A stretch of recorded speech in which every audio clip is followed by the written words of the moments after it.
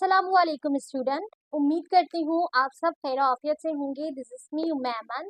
Student, आज की इस वीडियो में हम अपने क्लास 9 बायोलॉजी के chapter number 1 introduction to biology के एक्सरसाइज क्वेश्चन सॉल्व करेंगे। ठीक है, जैसा कि आपको पता है कि हर चैप्टर के लास्ट में आपको कुछ एक्सरसाइज क्वेश्चन दिए जाते हैं, यानी MCQs, filling in the blanks, short question answer, long question answer, definition और डिफरेंसेस। तो हम क्या करेंगे, वन बाय वन इन सारे क्वेश्चंस को सॉल्व करेंगे, क्योंकि आपके एग्जाम में इस तरीके के क्वेश्चंस जो आपके एक्सरसाइज में होते हैं वो पेपर्स में अक्सर पूछे जाते हैं, दिए जाते हैं। तो हम अपनी बुक की एक्सरसाइज क्वेश्चन से ही अपनी तैयारी शुरू करेंगे। तो आज की इस वीडियो में हम चैप्टर नंबर 1 को एड्रेस करेंगे। अब चैप्टर नंबर 1 के जो एक्सरसाइजेस क्वेश्चन है उसमें आपको क्या क्या दिया गया है, सबसे पहले ये देखते हैं। आपकी बुक पेज नंबर 15 में सबसे पहला जो रिव्यू क्वेश्चन या एक्सरसाइज क्वेश्चन दिया गया है, that is in circle the correct answer. In circle the correct answer यानी कि आपको सबसे पहला जो दिया गया है वो एमसीक्यूज दिया गया। ठीक है, हम बात किसकी कर रहे हैं, हम बात कर रहे हैं चैप्टर नंबर 1 जिसका नाम है इंट्रोडक्शन टू बायोलॉजी, बायोलॉजी का तारुफ। उस चैप्टर की बात करें और इस चैप्टर के हम जो है ना वो रिव्यू क्वेश्चन की बात कर रहे हैं। ठीक है, रिव्यू क्वेश्चन से मुराद है एक्सरसाइज क्वेश्चन। ठीक है, यानी आपने इस पूरे चैप्टर में जो पढ़ा है अब आपसे उस चैप्टर से रिलेटेड चीजें पूछी जाएंगी, एमसीक्यू पूछा जाएगा, फिलिंग द ब्लैंक्स पूछा जाएगा, सवाल जवाब पूछे जाएंगे, चाहे वो शॉर्ट हो या लॉन्ग हो, तो हमने उसके आंसर देने। सही। अब अगर हम एमसीक्यूज की बात कर ले स्टूडेंट, तो आपकी इस बुक में टोटल 10 एमसीक्यूज दिए गए हैं। सही है, अब वन बाय वन उसे समझते हैं और सॉल्व करते हैं। ठीक है, सबसे पहला जो एमसीक्यूज दिया गया है उसमें लिखा है, आप तमाम स्टूडेंट अपनी किताब सामने खोल लें। अगर आपने अभी तक बुक बाय नहीं की है, आपके पास बुक नहीं है, तो आप पीडीएफ से भी इसको मार्क कर सकते हैं और अपने पास नोटबुक में एक रफ कॉपी में सॉल्व कर सकते हैं। ठीक है, क्योंकि बाद में ये सारे क्वेश्चन आपको तैयारी करने के लिए बहुत ज़्यादा हेल्प करेंगे। सही। इसके अलावा ये जो सॉल्यूशन मैं आपको फरहम करूंगी, ये हमारे जो कोचिंग सेंटर का जो नोट्स है उससे ही मैं आपको आंसर जो है सॉल्यूशन वो फरहम करूंगी। तो अगर आप एम इंग्लिश सेंटर के नोट्स बाय करना चाहते हैं तो कमेंट में ज़रूर बताइएगा। इसके अलावा स्क्रीन पे जो नंबर शो हो रहा है आप उस पर डायरेक्ट कांटेक्ट भी कर सकते हैं, सर आपको तमाम डिटेल्स जो है वो नोट से रिलेटेड फरहम कर देंगे। और अगर आप ग्रुप में ऐड होना चाहते हैं तब भी इस नंबर पे रब्ता कीजिएगा, आपको तमाम डिटेल्स फरहम कर दी जाएंगी। और जो स्टूडेंट ऑलरेडी ग्रुप में दाखिल हो चुके हैं, यानी ऐड करवा चुके हैं, अपने आप को इनरोल करवा चुके हैं, आई होप उन्हें अब तक नोट्स मिल चुके होंगे। सही है, ये नोट्स मैंने इस पूरी ही किताब से लिखी है। इस बुक में जितने भी चैप्टर में एक्सरसाइज क्वेश्चन है उसे डिटेल में सॉल्व करवाया गया है और जितने आंसर्स दिए गए हैं वो बिल्कुल इस तरीके से दिए गए हैं कि आपके नंबर बोर्ड एग्जाम में इंशाल्लाह डिडक्ट नहीं होंगे। ठीक है, अब हम आहिस्ता आहिस्ता अपने सारे क्वेश्चन आंसर को सॉल्व करते हैं। इसके अलावा बुक में से इसका आंसर कहाँ से मिल सकता है मैं साथ ही साथ वो भी बता दूंगी, इसलिए वीडियो को एंड तक जरूर देखिएगा। सही। अब हम पढ़ते हैं पहले एमसीक्यूज की तरफ। लिखा है, a localized group of organism that belongs to the same species is called a। पहले एमसीक्यूज में आपसे पूछा गया है कि एक लोकलाइज्ड ग्रुप है, यानी लोकलाइज से मुराद यहाँ लोकेशन की बात की गई है कि एक ऐसी लोकेशन है, ऐसी जगह है जहां पर ग्रुप ऑफ ऑर्गेनिज्म है। ग्रुप ऑफ ऑर्गेनिज्म से मुराद कि एक से ज्यादा ऑर्गेनिज्म है, that belongs to same species, और वो तमाम ऑर्गेनिज्म जो है वो एक ही स्पेशीज से बिलोंग करते हैं, ताल्लुक रखते हैं। ठीक है, इस कॉल्ड उसे हम क्या कहते हैं। अब यहाँ पे ग्रुप ऑफ ऑर्गेनिज्म की बात की गई है, यानी एक ऑर्गेनिज्म नहीं है। जैसे अगर हम बात करें किसी जानवर की, जैसे लायन है फॉर एग्जांपल, तो वो जो लायन है अगर एक होता तो हम कहते हैं ऑर्गेनिज्म या आ ऑर्गेनिज्म, लेकिन यहाँ लिखा है ग्रुप ऑफ ऑर्गेनिज्म, इसका मतलब एक से ज्यादा लायन है। ठीक है, बहुत ज्यादा है। अब वो सारे सेम स्पेशी, यानी कि सिर्फ लायन ही मौजूद है और कोई जानवर नहीं है। सही है, तो उसे हम क्या कहेंगे। सही। अब ऑप्शन आपको 4 दिए गए हैं ऑप्शन नंबर जो आपके पास ए है उसमें लिखा है बायोस्फीयर, ऑप्शन बी में लिखा है कम्युनिटी, ऑप्शन सी में है इकोसिस्टम और ऑप्शन डी में लिखा है पॉपुलेशन। तो इसका जो करेक्ट आंसर है that is option D, population. सही, ऑप्शन डी जो है आपके पास पॉपुलेशन, ये आंसर जो है वो एमसीक्यू नंबर 1 का करेक्ट आंसर है। सही, अब किस तरीके से देखिए स्टूडेंट, जो हमारे पास पॉपुलेशन होता है, population basically level of organization है। आपने लेवल ऑफ ऑर्गेनाइजेशन पढ़ा होगा, डिफरेंट तरीके से लेवल होते हैं, सेल्यूलर लेवल, कॉलोनिकल लेवल, उसमें ही आपने नाम सुना होगा पॉपुलेशन लेवल का और कम्युनिटी लेवल का। तो पॉपुलेशन लेवल हम बेसिकली किसे कहते हैं, जब एक मखसूस जगह पे स्पेसिफिक हैबिटेट में जब बहुत सारे ऑर्गेनिज्म हो और वो तमाम ऑर्गेनिज्म एक ही स्पेशीज से बिलोंग करें, दैट इज कॉल्ड पॉपुलेशन। सही, जैसे मैंने आपको स्टार्ट में एग्जांपल दी कि एक जगह पर बहुत सारे लायन हैं, एक सिर्फ एक लायन नहीं है, एक शेर नहीं है, बल्कि बहुत सारे लायन हैं, शेर हैं, ठीक है, तो एक ही जैसे ही एक ही स्पेशी है, तो इसे हम पॉपुलेशन कहेंगे। अगर मैं आपको कहती कि एक जगह पे बहुत सारे डिफरेंट जानवर हैं, जेब्रा भी है, जिराफ भी है, लायन भी है, वुल्फ भी है, तो मुख्तलिफ जानदार हैं, डिफरेंट स्पेशी हैं, तो उसे हम कहते हैं कम्युनिटी। बट यहाँ पे क्या लिखा है, सेम स्पेशी, तो हम इसे क्या कहेंगे, पॉपुलेशन। ओके, एमसीक्यूज नंबर 2 पे आ जाइए। एमसीक्यूज नंबर 2 पे लिखा है increase quantity and quality of fish production. अब यहाँ पर किसकी बात की गई है, किसी चीज के प्रोडक्शन की बात की गई है। उस प्रोडक्शन में दो चीजें देखी जा रही हैं, क्वालिटी और क्वांटिटी। अब वो किस चीज की प्रोडक्शन है, फिश की प्रोडक्शन, यहाँ पे मेंशन है फिश प्रोडक्शन। फिश प्रोडक्शन की क्वालिटी और क्वांटिटी चेक की जा रही है, तो ये हम किस करियर में करते हैं। तो ऑप्शन आपको दिया गया है, option A fisheries, option B farming, option C animal husbandry और ऑप्शन डी है फॉरेस्ट्री। ये चारों आपके पास बेसिकली करियर हैं, यानी आप बायोलॉजी के स्टडी के बाद इन चारों करियर में से कोई एक करियर अडॉप्ट कर सकते हैं। अब फिशरी जो है उसमें हम क्या करते हैं, फिश की जो प्रोडक्शन हो रही है उसकी क्वालिटी और क्वांटिटी को देखते हैं। तो इसका जो करेक्ट आंसर है दैट इज ऑप्शन ए, यानी आपका जो सेकंड एमसीक्यूज है स्टूडेंट, उसका जो ऑप्शन ए एमसीक्यूज है वो करेक्ट है, ठीक है, जिसे हम कहते हैं फिशरीज। सही है, आपसे पूछा गया था quantity and quality of fish production. अच्छा, इसके अलावा फार्मिंग, इसका करेक्ट आंसर कब होता, जब यहाँ पे फार्म का जिक्र होता, और एनिमल हस्बेंड्री का जिक्र होता, करेक्ट आंसर तब होता जब यहाँ पर बेसिकली एनिमल ब्रीडिंग की बात की जाती, यानी एनिमल्स को पालना, देखभाल करना। और फॉरेस्ट्री यानी जंगल, तो जब यहाँ पे फॉरेस्ट का जिक्र होता तो हम फॉरेस्ट्री करते। बट अभी यहाँ पे किसकी क्वालिटी और क्वांटिटी के ऊपर बात की जा रही है, फिश की क्वालिटी और क्वांटिटी के ऊपर। तो ये हम किस करियर में करते हैं, ये बेसिकली हम फिशरी प्रोफेशन में करते हैं। सही, एमसीक्यूज नंबर 3 पे आ जाओ स्टूडेंट। एमसीक्यूज नंबर 3 पे लिखा है study of remote past organic life with the help of fossils. तो ये स्टडी हम बेसिकली किस फील्ड में करते हैं, किसकी study, remote past organic life, यानी ऐसे जानदार, ऐसे ऑर्गेनिज्म जो कि पास्ट में थे, माजी में थे, लेकिन अब मौजूद नहीं है, और उनकी स्टडी हम करते हैं फॉसिल्स की मदद से। अब फॉसिल्स क्या है, फॉसिल्स बेसिकली उस स्ट्रक्चर को कहा जाता है या उस चीज को कहा जाता है जो बेसिकली जो पुराने ऑर्गेनिजम्स थे, एंसेस्टर्स थे, उनके बारे में हमें बताए। जैसे मिसाल के तौर पे डायनासोर, डायनासोर को किसी ने सही से या कह ले किसी ने अपनी आंखों से नहीं देखा, लेकिन हम डायनासोर की इमेज क्रिएट कर सकते हैं, डायनासोर के बारे में बता सकते हैं कि वो कैसे दिखते हैं, उनका जो है वो किस तरीके से उनका बिहेवियर है, रहना सहना है। तो हम कैसे बता सकते हैं, हम बेसिकली बताते हैं साइंटिस्ट की स्टडी की हेल्प से, और साइंटिस्ट ने फॉसिल्स की मदद से स्टडी किया था डायनासोर के बारे में। यानी जब डायनासोर की उनको फॉसिल्स मिला, उनकी पुरानी बोन्स मिली, हड्डियां मिली, तो उससे उन्होंने स्टडी किया, स्ट्रक्चर को पढ़ा, फिर उन्होंने डायनासोर के बारे में हमें भी बताया। सही, तो ये जो फॉसिल्स की स्टडी है इसी को हम कहते हैं remote past organic life, fossils की मदद से करते हैं हम। और इस फील्ड को क्या कहा जाता है, आपसे ये पूछा गया।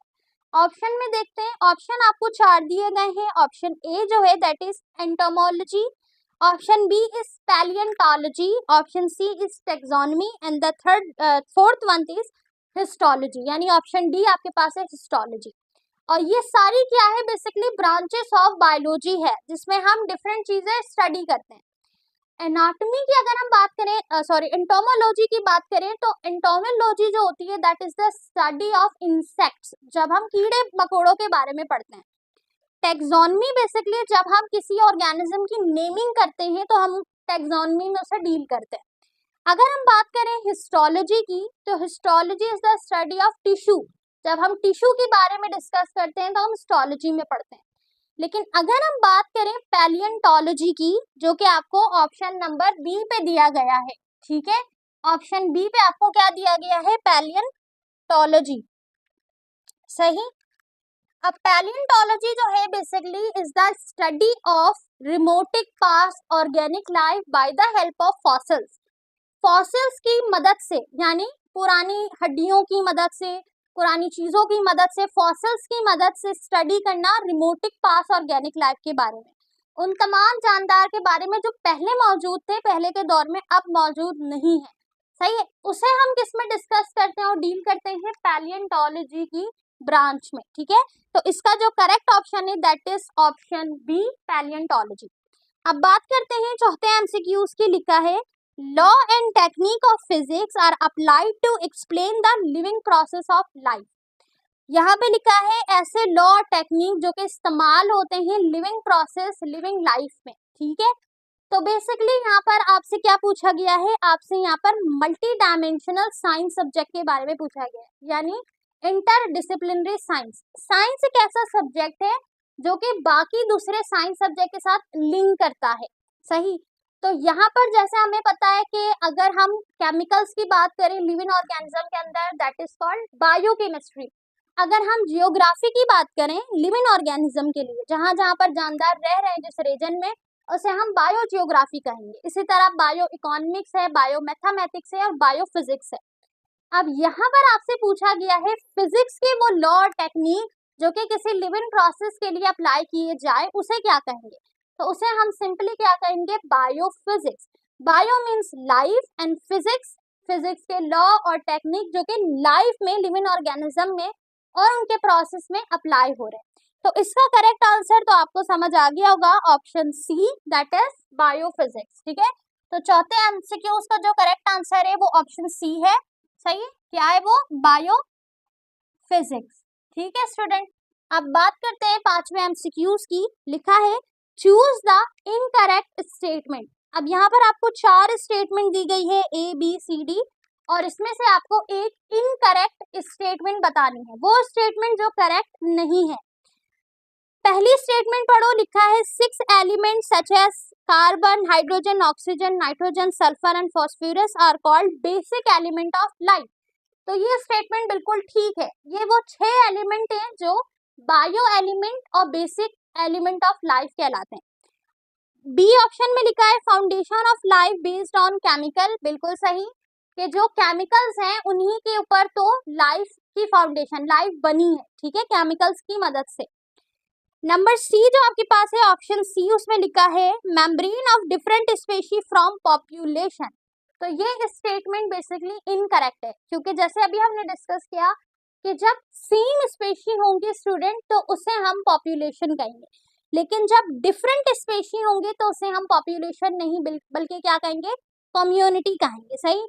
तो जो आपके पास ऑप्शन सी है वो है इसका करेक्ट आंसर। लिखा क्या है यहाँ पर, वो भी लिख देते हैं हम ताकि याद रहे, मेम्ब्रेन्स ऑफ डिफरेंट स्पेशी, ठीक है, फ्रॉम पॉपुलेशन, सही है, याद रहेगा स्टूडेंट।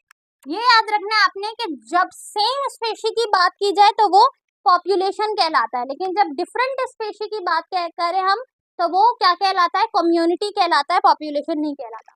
तो ये स्टेटमेंट जो है वो इनकरेक्ट है, तो ये इसका सही ऑप्शन हुआ।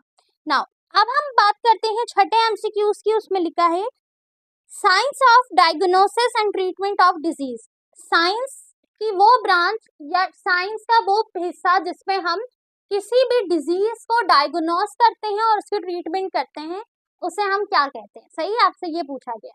नाउ बेसिकली स्टूडेंट, डायग्नोस का क्या मतलब होता है? डायग्नोस का मतलब होता है किसी बीमारी, डिजीज के बारे में मालूम करना। सही है, जैसे कोई पेशेंट है, कोई पर्सन है, उसे अचानक दर्द हुआ है, ठीक है, उसे अचानक अपनी किडनी में तकलीफ हुई है, दर्द हुई है, फिर वो हॉस्पिटल गया, वो डॉक्टर से उसने कंसल्ट किया, डॉक्टर से डिस्कस किया कि भाई मुझे इस तरह पेन है। डॉक्टर ने उसे रिकमेंड किया कि आप एक्सरे कराओ। एक्सरे में पता चला कि उस बंदे को क्या हो गया भाई, उस बंदे को किडनी स्टोन हो गया, यानी किडनी में पत्थर हो गया। आपने सुना होगा गुर्दों में पथरी का होना, तो इस वजह से उसे दर्द हो रहा है। सही है, तो ये जो उस डॉक्टर ने आइडेंटिफाई किया, डायग्नोस, इसे कहते हैं बेसिकली डायग्नोस करना, किसी बीमारी के बारे में जो है वो मालूमात करना, उसको अपने इल्म में लाना। सही, इसे कहते हैं डायग्नोस करना। अगर वो डॉक्टर के पास नहीं जाता, डॉक्टर उसे एक्सरे करने का नहीं कहते, तो ये बीमारी, ये मसला डायग्नोस नहीं हो पाता। सही, तो डायग्नोस करना और साथ ही ट्रीटमेंट करना। अब डॉक्टर उसे जो है वो कुछ तरीकेकार बताएंगे कि आप यहाँ पर इस तरह एहतियात करें, आप ये मेडिसिन को इनटेक करें। सही है, तो आप इंशाल्लाह ठीक हो जाएंगे। अब इसकी ट्रीटमेंट भी हो रही है। तो ऐसे फील्ड जिसमें हम किसी भी डिजीज को, डिसऑर्डर को डायग्नोस करते हैं और उसकी ट्रीटमेंट करते हैं, उसको क्या कहा जाता है, या वो साइंस की कौन सी फील्ड है? ऑप्शन में दिया गया, option A agriculture, option B medicine and option C surgery. तो आपके पास ऑप्शन बी और C, both B and C are correct, क्योंकि बेसिकली मेडिसिन के जरिए क्या होगा, ट्रीटमेंट होगी, और सर्जरी के जरिए भी ट्रीटमेंट होगी। तो बेसिकली साइंस की वो फील्ड या वो ब्रांच जिसमें हम किसी डिजीज या डिसऑर्डर को बेसिकली डायग्नोस करते हैं और ट्रीटमेंट करवाते हैं, उसे मेडिसिन और सर्जरी कहते हैं। ठीक है स्टूडेंट, तो इसका जो ऑप्शन है ना, आंसर जो है करेक्ट, वो करेक्ट ऑप्शन है, दैट इज डी, यानी कि both B and C. B में आपके पास मेडिसिन है और सी में आपके पास सर्जरी है, तो दोनों ही सही है।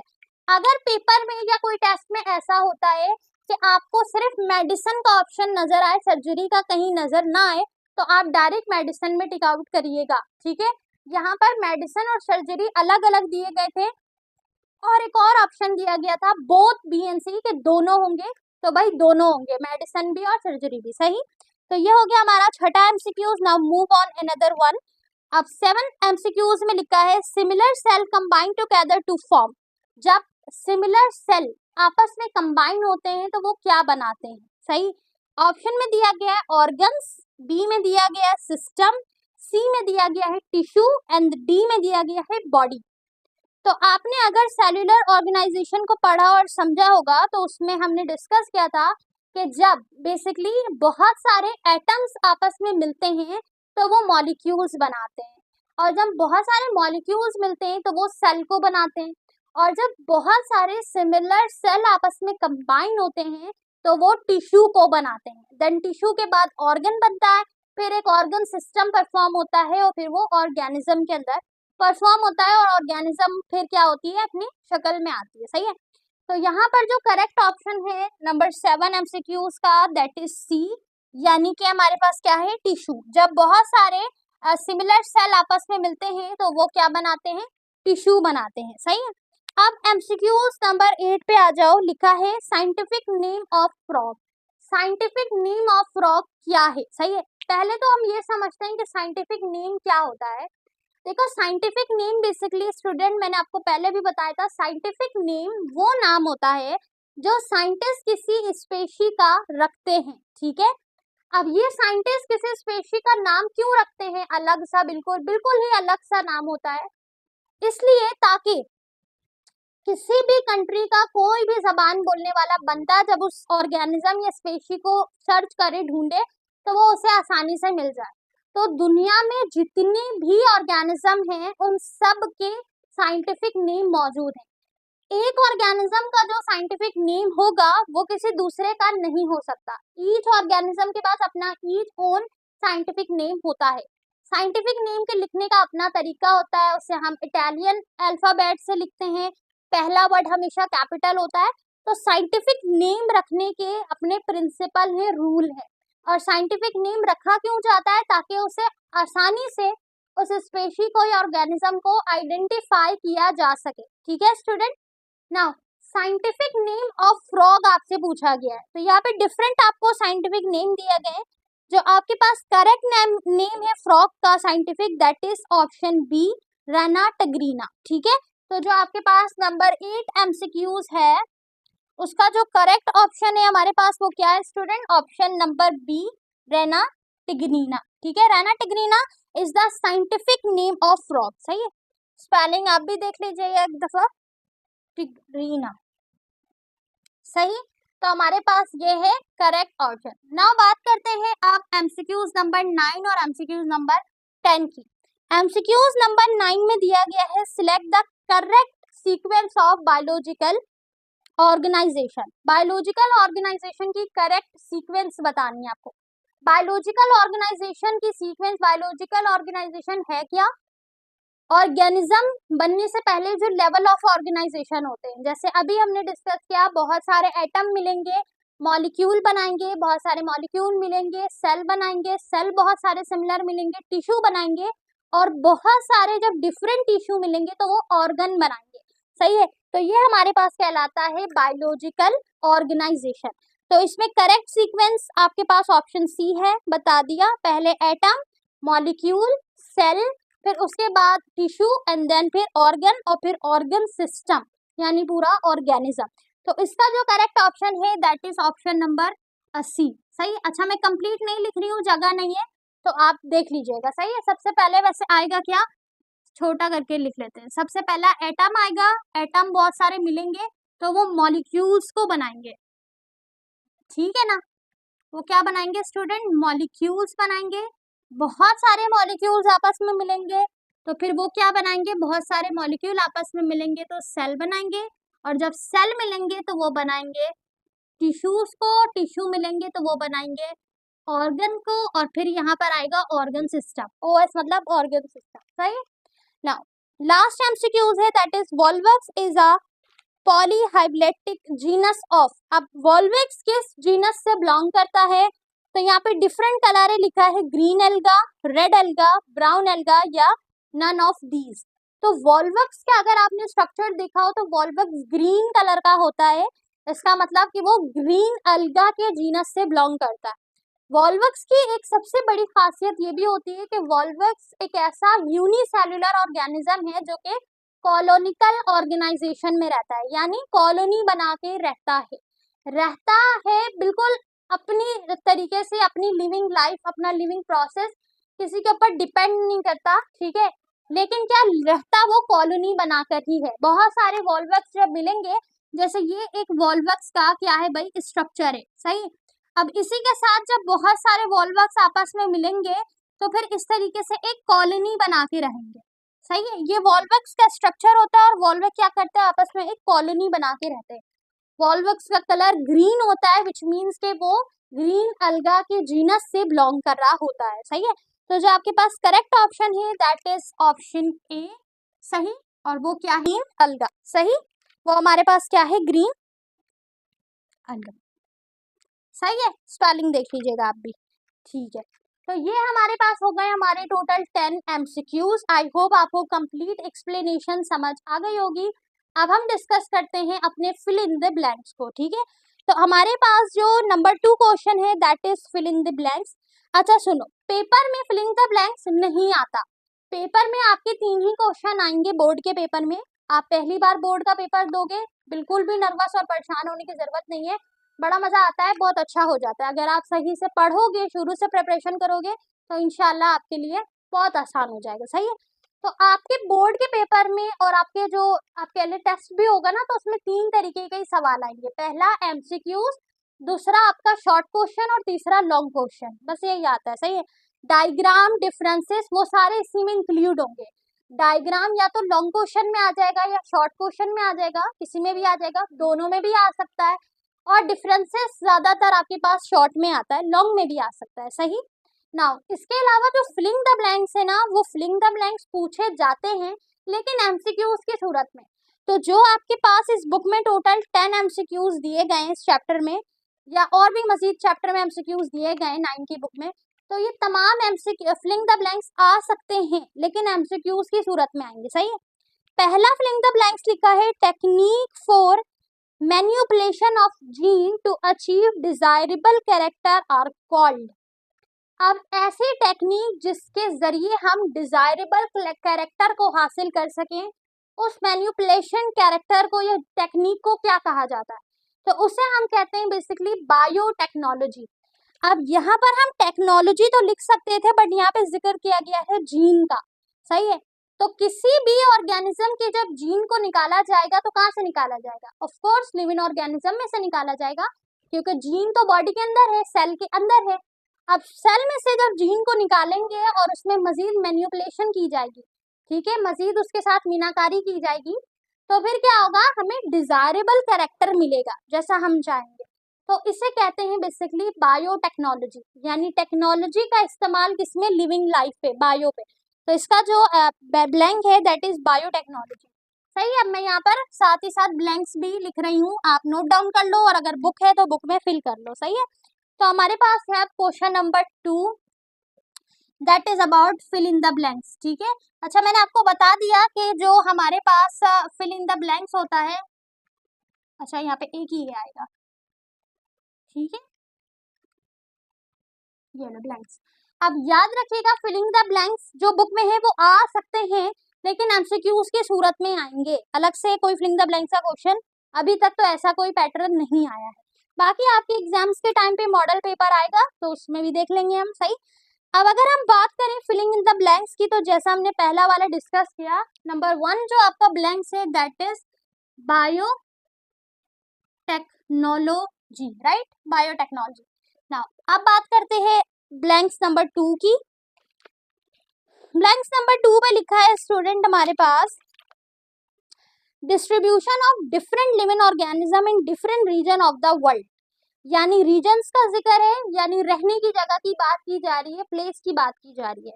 तो जब मुख्तलिफ किस्म के ऑर्गेनिज्म मुख्तलिफ रीजन्स में रहते हैं दुनिया के, तो उसे क्या कहा जाता है? तो उसे हम कहते हैं बायोजियोग्राफी। जियोग्राफी मतलब रहने की जगह, रीजन्स वो जगह जहाँ पे ऑर्गेनिज्म रह रहे हैं, लिविंग ऑर्गेनिज्म, तो वो कहलाएगा बायोजियोग्राफी। ठीक है स्टूडेंट। तो आपके पास जो सेकंड करेक्ट ऑप्शन है दैट इज बायोजियोग्राफी। ठीक है, ये हो गया हमारे पास second filling the blanks. Now third की बात करते हैं, उसमें लिखा है part of agriculture for the development of new varieties of plant and their fruits is dash, यानी कि एग्रीकल्चर का वो पार्ट हिस्सा जहां पर हम क्या करते हैं? नई वैरायटीज को डेवलप करते हैं, नए फ्रूट्स को डेवलप करवाते हैं, उसे क्या कहा जाता है? देखो, एग्रीकल्चर का मतलब होता है ज़राअत, यानी कि जब हम किसी भी डिफरेंट जो है ना वो प्लांट को, डिफरेंट तरीके के फ्रूट्स को या कह लें फल को, जब हम क्या करते हैं एक बड़ी स्केल में, लार्ज स्केल में ग्रो करवाते हैं, तो उसे हम कहते हैं एग्रीकल्चर, राइट।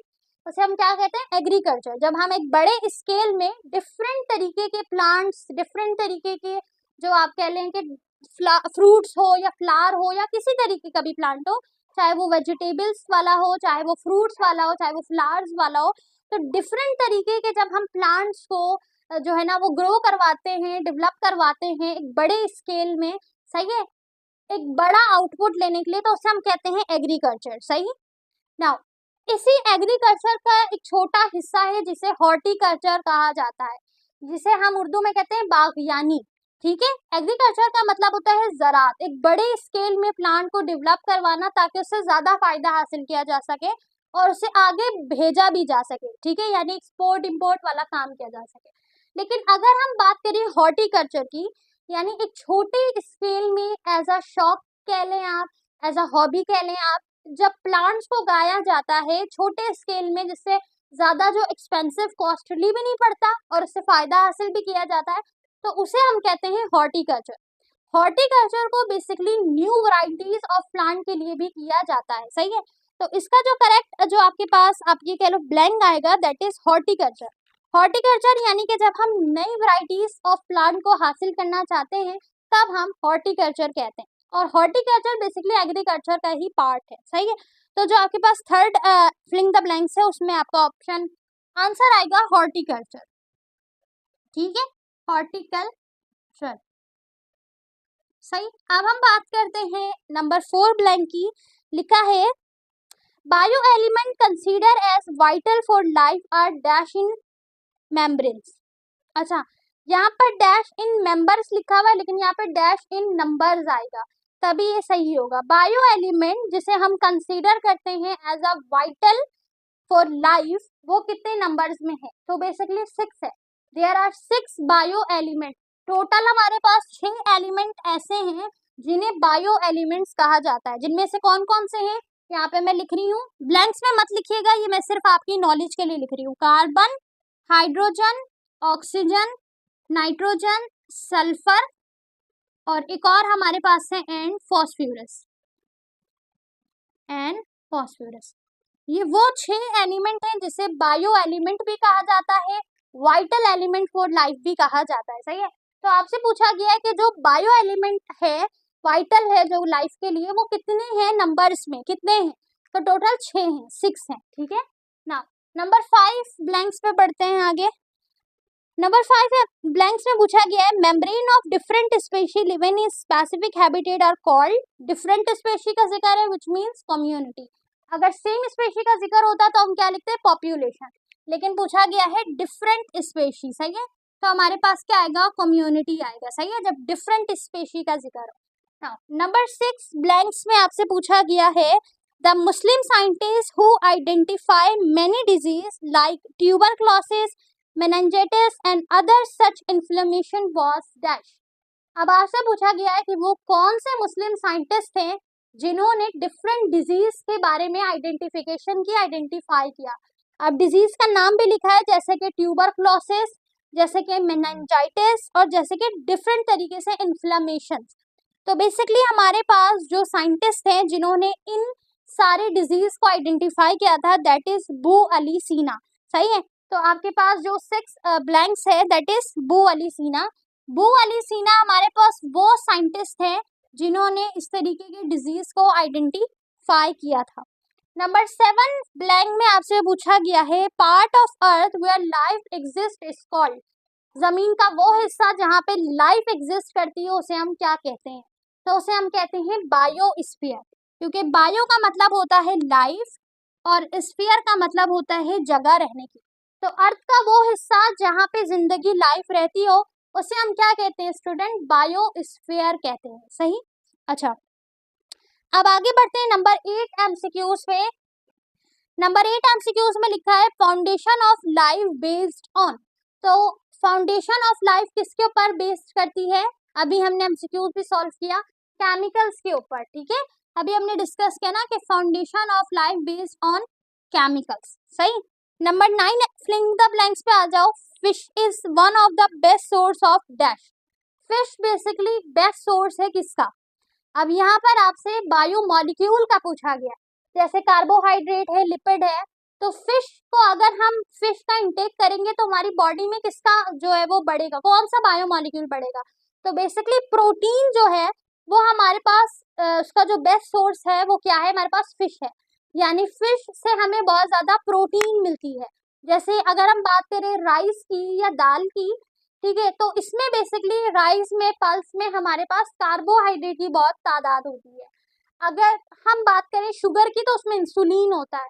इसी तरीके से जो हमारे पास फिश है उसमें अल्लाह ने काफी प्रोटीन रखा है। सही है। बहुत सारे जो इंसान होते हैं, स्पेशली बहुत सारे स्टूडेंट होते हैं आप जैसे, जो कहते हैं हमसे भाई फिश नहीं खाई जाती, सी फूड नहीं खाया जाता। तो एटलीस्ट ज्यादा नहीं पर थोड़ा इंटेक जरूर करें, क्योंकि उसमें अल्लाह ने काफी ज्यादा प्रोटीन रखा है जो आपकी बॉडी की रिक्वायरमेंट्स को प्रॉपर तरीके से पूरा करता है और आपके लिए काफी हेल्पफुल होता है। सही है। तो हमारे पास जो फिश जो है वो बेस्ट सोर्स है किसका स्टूडेंट? प्रोटीन का। तो नंबर 9 एमसीक्यूज में आ जाएगा आपके पास प्रोटीन। राइट ना। अब बात करते हैं हम नंबर 10 एमसीक्यूज की, that is about radio labelling and carbon dating also show some uses of radioactive isotopes in determining the dash of fossils। अब रेडियो लेबलिंग और कार्बन डेटिंग अगर आपने फिजिक्स में डिस्कस किया हो तो हम रेडियो लेबलिंग और carbon dating radio active isotope यानी रेडियो एक्टिविटी, इन तमाम फिजिक्स की टेक्निक का इस्तेमाल करते हैं फॉसिल्स में ताकि हम क्या मालूम कर सके। तो बेसिकली जब किसी साइंटिस्ट को फॉसिल्स मिलता है, ठीक है, तो वो डिफरेंट फिजिक्स की टेक्निक का, डिफरेंट रेडियो एक्टिविटी का, रेडियो एक्टिव आइसोटोप्स का इस्तेमाल करते हैं ताकि वो उसकी एज को आइडेंटिफाई कर सके। तो बेसिकली फॉसिल्स की एज मालूम होती है ताकि पता चल सके कि ये ऑर्गेनिज्म कितने साल, कितनी सदी पुराना है। सही है, तो यहाँ पे जो ब्लैंक आएगा दैट इज एज। ठीक है, नंबर 10 हमारे पास क्या है स्टूडेंट, एज है। फॉसिल्स की एज को मालूम किया जाता है। तो ये आपके पास 10 जो थे वो क्या थे स्टूडेंट, एमसीक्यूज, और 10 आपके पास फिलिंग द ब्लैंक्स थे। नाउ अब हम मूव करते हैं अपने थर्ड क्वेश्चन की तरफ, that is about definitions. Definition बहुत ज्यादा इंपॉर्टेंट है क्योंकि डेफिनेशन आपके पेपर में पूछी जाती है एज अ शॉर्ट क्वेश्चन। ठीक है, जो आपके पास सेक्शन बी होता है स्टूडेंट शॉर्ट क्वेश्चन का, उसमें डिफरेंट डेफिनेशन पूछी जाती है। सही है, अब हम क्या डिस्कस करते हैं क्वेश्चन नंबर 3 को। क्वेश्चन नंबर 3 में आपको क्या दी गई है, डेफिनेशन सी दी गई है। ठीक है, लिखा है डिफाइन द फॉलोइंग, यानी डेफिनेशन पूछी गई है। टोटल 10 डेफिनेशन दी गई है। अब वन बाय वन डिस्कस कर लेते हैं।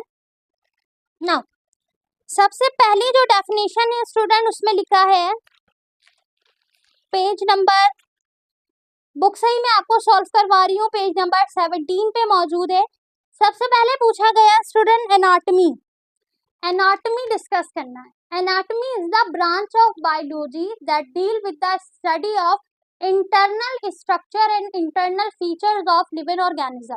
ठीक है, तो मैं वन वर्ड लिखूंगी, आप बुक से मार्क कर लेना। सही है, नोट्स में कंप्लीट डेफिनेशन मेंशन है। सही, तो हम बात कर रहे हैं इंटरनल स्ट्रक्चर की।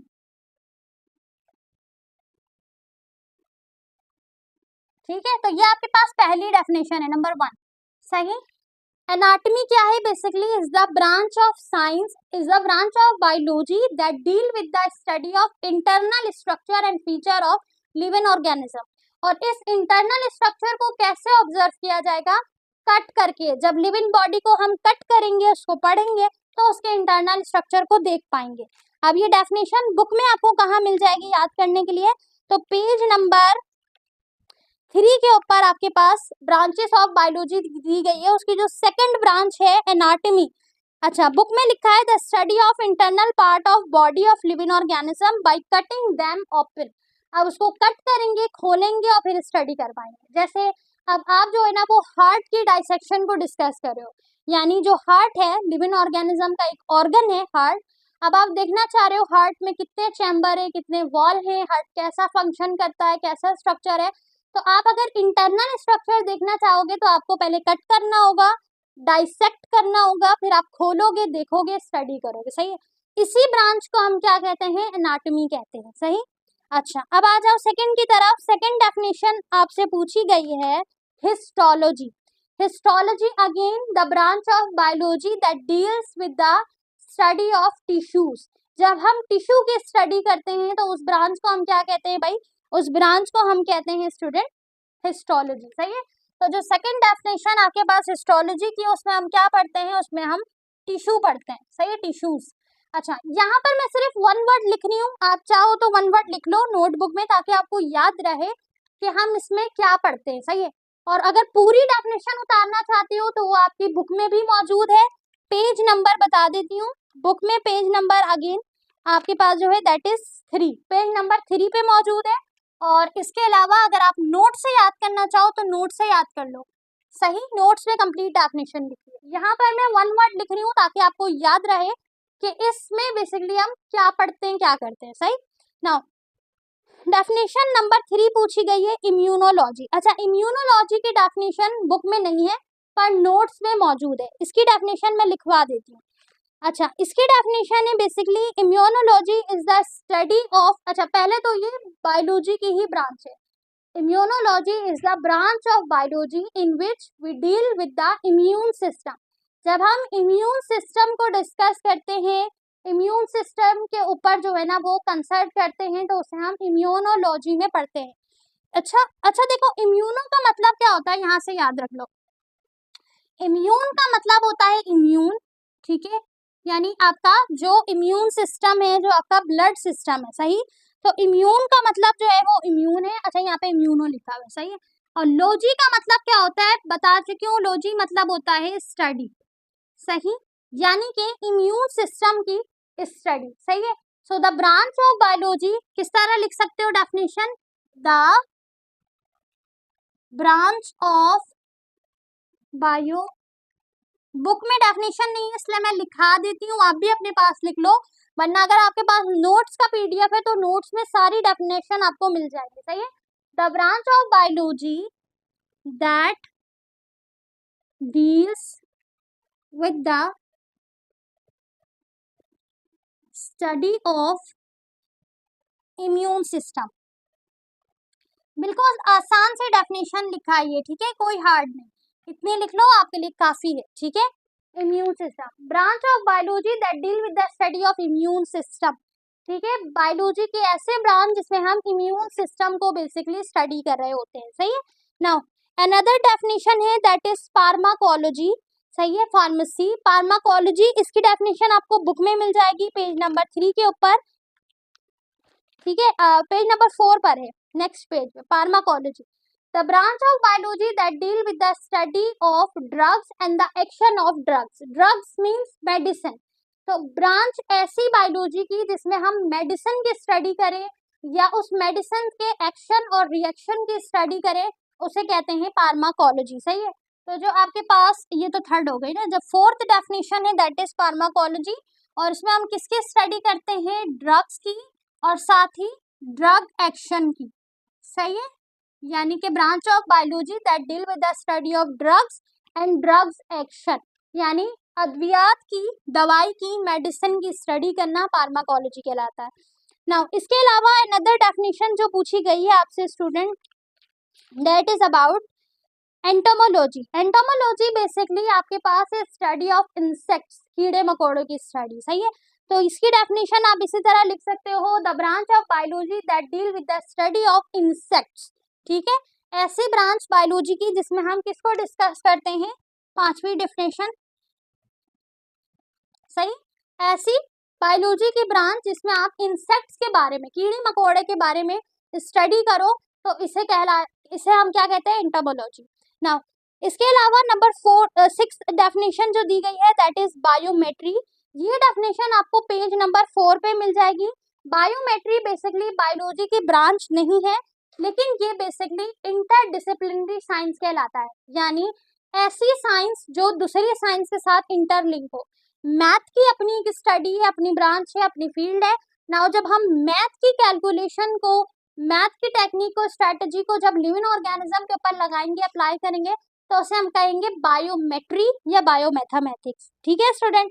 तो ये डेफिनेशन आपको पेज नंबर 4 पे मिल जाएगी बुक के, ठीक है, लिखा है the branch of mathematics which is collect data of living organism, it play very important role in research.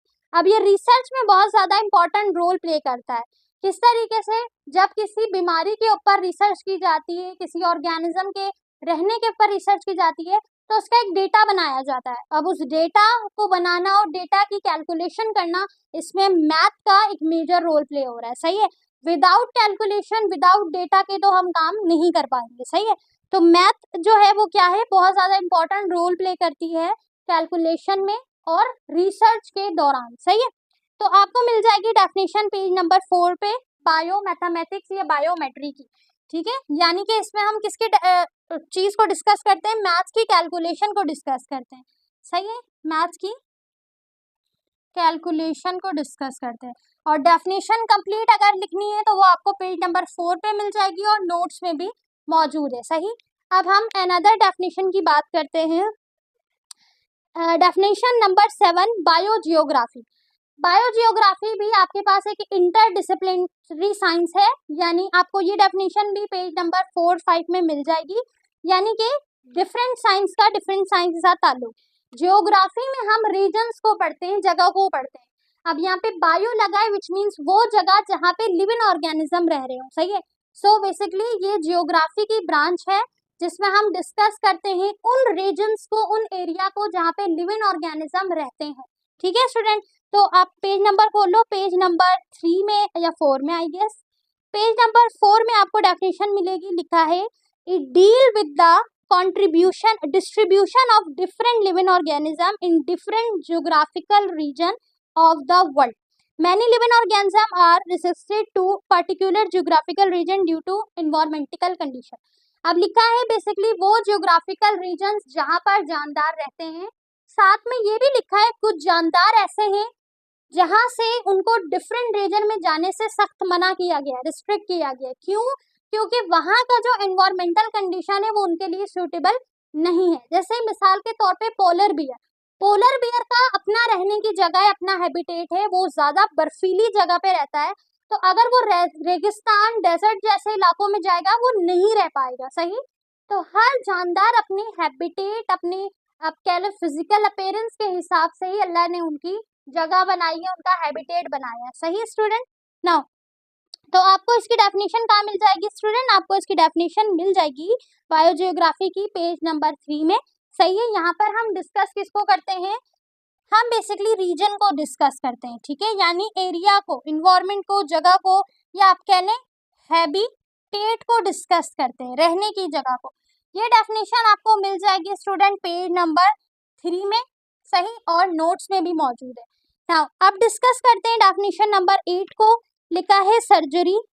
Surgery आपको मिल जाएगी करियर इन बायोलॉजी में। सही है, पेज नंबर आपके पास है स्टूडेंट 5। पेज नंबर 5 में पहली हेडिंग है मेडिसिन एंड सर्जरी।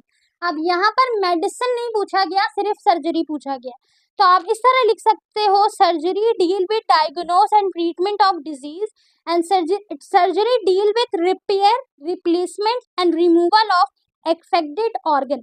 अच्छा, इस स्टार्टिंग में किस तरह लिखेंगे? Surgery is the branch of, आप ये कह लो, नहीं यहाँ पर हम ब्रांच ऑफ बायोलॉजी तो नहीं कहेंगे, basically surgery is the career of biology. ये एक करियर ऑफ बायोलॉजी है, ये एक करियर है जो अडॉप्ट किया जाता है अपनी मेडिकल स्टडी के बाद। सही है, जब कोई भी बंदा MBBS कंप्लीट करता है तो फिर वो इसमें इन सारी चीजों को डिस्कस करता है। तो आप डायरेक्ट ये लिख सकते हो surgery deal with replacement, treatment and removal of affected organ. Affected organ से मुराद अगर ऐसा कोई ऑर्गन है जिसमें जो है ना वो बहुत ज्यादा इफेक्टेड हो चुका है, डैमेज हो चुका है इन्फेक्शन की वजह से, जख्म की वजह से, अब वो बाकी जुड़े हुए ऑर्गन को नुकसान पहुंचा रहा है, तो उसे फिर क्या किया जाता है? रिमूव किया जाता है। अब अगर वो ऐसा ऑर्गन है कि उस ऑर्गन के बिना जिंदगी तो नहीं चल सकती, तो फिर उसे डोनेट किया जाता है, दूसरों से लिया जाता है। सही, जैसे मिसाल के तौर पे अगर कोई पेशेंट है, उसका हार्ट बहुत ज्यादा डैमेज हो गया है, या उसका हार्ट जो है उसमें सलाहियत नहीं है कि वो अपने फंक्शन को कर सके, तो फिर उसे क्या करते हैं? डॉक्टर सर्जरी करते हैं, हार्ट की सर्जरी। अब जो कार्डिक सर्जरी है, हार्ट की सर्जरी, उसमें मिसाल के तौर पे मसनूई दिल लगाते हैं, मशीन के जरिए बंदा जो है ना वो सरवाइव करता है। फिर जल्द अज जल्द क्या किया जाता है? उसी तरीके के हार्ट को डोनेट किया जाता है, मांगा जाता है और फिर लगाया जाता है। तो बाज दफा डैमेज ऑर्गन को, इफेक्टेड ऑर्गन को रिमूव कर दिया जाता है, बाज दफा उसे दवाइयों की मदद से ट्रीटमेंट की जाती है, सर्जरी की मदद से ट्रीट किया जाता है। कुछ ऑर्गन ऐसे हैं जिनका जो है ना जो पेयर में मौजूद है, तो अगर एक को रिमूव कर दिया जाए तो एक की मदद से बंदा सरवाइव करता है, जैसे किडनी। सही है, इसके अलावा कुछ ऑर्गन ऐसे भी हैं जैसे लीवर, जिसका आधा हिस्सा अगर कट कर दिया जाए तो अल्लाह ने उसके अंदर ये सलाहियत रखी कि वो दोबारा अपने साइज में हो सकता है। अब दो वजह से कट किया जाएगा, एक या तो अगर किसी को जरूरत है डोनेट करना है तब, या फिर अगर वो डैमेज हो जाए। तो बेसिकली आप सिर्फ ये समझो कि सर्जरी किस चीज की स्टडी है। सर्जरी है क्या? सर्जरी में बेसिकली डॉक्टर्स डील करते हैं रिप्लेसमेंट या ट्रीटमेंट या रिमूवल ऑफ इफेक्टेड ऑर्गन को, उसे कहा जाता है सर्जरी। सही है स्टूडेंट, नाउ इसकी डेफिनेशन भी बुक में मिल जाएगी। अब हम बात करते हैं नंबर 9 डेफिनेशन की, दैट इज एनिमल हस्बेंड्री। ये भी एक प्रोफेशन, एक करियर है। पेज नंबर आपके पास मौजूद है स्टूडेंट, पेज नंबर 9 में मौजूद है। अच्छा sorry, page number 5, page number 5 में मौजूद है animal husbandry. Animal husbandry, this profession is the part of agriculture science. ये भी एग्रीकल्चर साइंस का ही हिस्सा है। It deal with the care and breeding of animals which are beneficial for men. ये ऐसा जो है ना करियर है, प्रोफेशन है, जिसमें क्या करते हैं भाई, केयर की जाती है और ब्रीडिंग, पाला जाता है, देखभाल किया जाता है, संभाला जाता है जानवरों को, ताकि वो इंसानों को ही फायदा दे। जैसे अगर कोई बंदा है और वो क्या करता है, वो चरावा है, यानी वो बकरियों को चराता है, बकरों को चराता है, गाय पालता है, उसकी देखभाल करता है, तो हम इसे कहेंगे, इनके प्रोफेशन को कहेंगे एनिमल हस्बेंड्री। सही है। तो एक होता है जो स्मॉल स्केल में किया जाता है, इसी तरीके से लार्ज स्केल में किया जाता है जब बहुत सारे जानवर होते हैं। सही है, बहुत सारे जो है वो चौपाई जानवर, यानी जैसे गाय, भैंस, ठीक है, बकरा, बकरी, इस तरीके के जानदार की देखभाल करना, उनको पालना, संभालना, ये बेसिकली क्या कहलाता है, एनिमल ब्रीडिंग। एक सबसे ज्यादा इंटरेस्टिंग और अच्छी बात बताऊं वो ये कि हमारे पास जितने भी नबी हैं उन सब ने बेसिकली क्या किया है, ये एनिमल हस्बेंड्री का काम किया है। अल्लाह ताला ने उनकी जिम्मेदारी लगाई है। सही है। तो ये काम जो है ना, बकरियों को चराना, ये बहुत बाबरकत काम है, क्योंकि ये हमारे सारे नबी ने किया है, अल्लाह ने इसमें बहुत बरकत रखी है। सही है। इसी प्रोफेशन को कहा जाता है एनिमल हस्बेंड्री। ठीक है स्टूडेंट। नाउ अब हम बात करते हैं नंबर 10 डेफिनेशन की, that is about bio elements. Bio elements आप पढ़ चुके हो। बायो एलिमेंट्स की डेफिनेशन आपको मिल जाएगी बुक की, अगर हम बात करें। सो पेज नंबर 8 पे पहला जो हेडिंग है, पैराग्राफ है, एटॉमिक लेवल ऑफ ऑर्गेनाइजेशन। उसमें ही आपको लास्ट में जो लाइन है, सेकेंड पैराग्राफ है, उसमें लिखा है there are more than 100 kind of element and among these 16 elements are called bio element which are vital for life. Only 6 elements such as carbon, hydrogen, oxygen, nitrogen, sulfur and phosphorus, ये तमाम वो 6 element हैं जो कि bio elements कहलाते हैं और ये वाइटल एलिमेंट है लाइफ के लिए। ठीक है स्टूडेंट। तो ये थी हमारे पास टोटल 10 डेफिनेशंस। आई होप आपको समझ आ गई होगी। मैंने पेज नंबर मेंशन कर दिया है, तो आपने क्या करना है, बुक से डेफिनेशंस को याद करना है।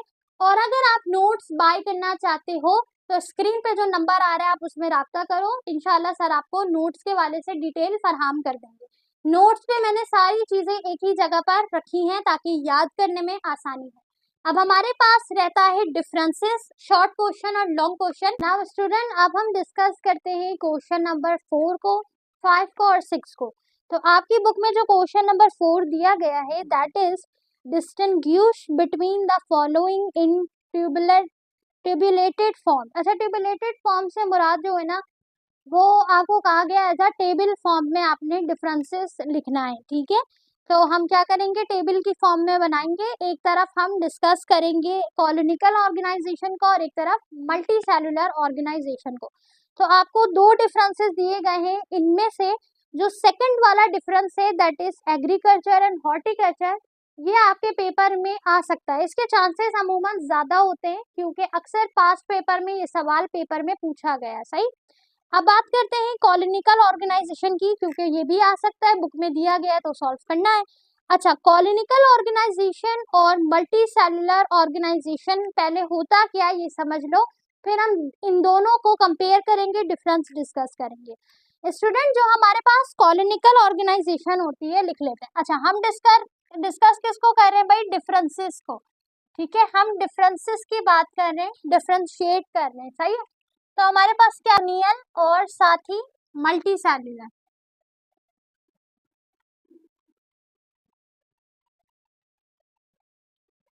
सही है। तो एक जगह आपसे पूछा गया है कॉलोनिकल ऑर्गेनाइजेशन और एक जगह आपसे पूछा गया है मल्टी सेलुलर। अच्छा, यूनिसेल्युलर मल्टी सेल्युलर के दरमियान तो सिंपल डिफरेंस ये है कि यूनिसेल्युलर यानी जो एक सेल से मिलके बना, और मल्टी सेल्युलर जो बहुत सारे सेल से मिलके बना।